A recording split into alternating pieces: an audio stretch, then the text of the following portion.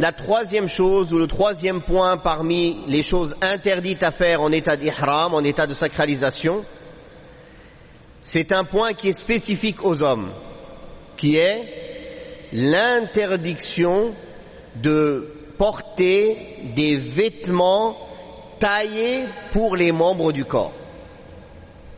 La preuve de cela, c'est la parole du prophète sallallahu alayhi wa sallam rapportée par Al-Bukhari et Muslim, où il a dit: la personne qui est en état d'ihram ne met pas de qamis, ni de imama, ni de burnos, ni de sirwal, et il ne met pas un vêtement qui a été touché par al-wars, c'est un type de parfum, ou al-za'faran, ou le safran, et il ne porte pas des khouffayn. Les khouf, c'est les chaussons.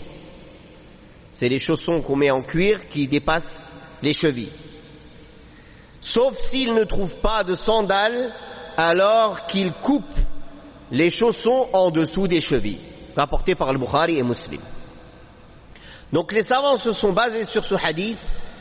Ils ont compris à travers tous les vêtements ici qui ont été interdits que c'est des vêtements spécifiquement taillés pour ces membres du corps. Le qamis, c'est le vêtement qu'on met au-dessus du corps qui peut tomber jusqu'au bas des jambes. Le burnos, vous connaissez, c'est le vêtement qu'ils mettent dans le Maghreb. C'est un vêtement que l'on met sur le corps qui a une capuche avec lequel on couvre son corps et sa tête.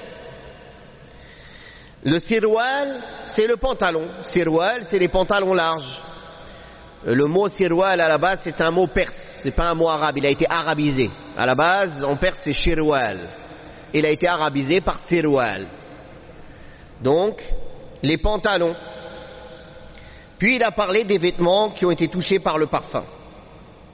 Est-ce que il n'y a que ces vêtements qui sont cités dans le hadith qui sont interdits, ou ces vêtements qui ont été cités dans le hadith ont été cités comme exemple? Ils n'ont été cités que comme exemple. Tout ce qui va dans le même sens est interdit. C'est-à-dire tout ce qui est taillé pour le corps. Les chaussettes, c'est interdit. Les caleçons, c'est interdit. Les maillots de corps, c'est interdit.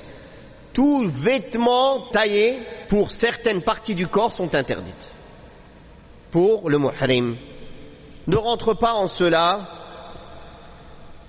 les montres, les lunettes, une ceinture, une sacoche.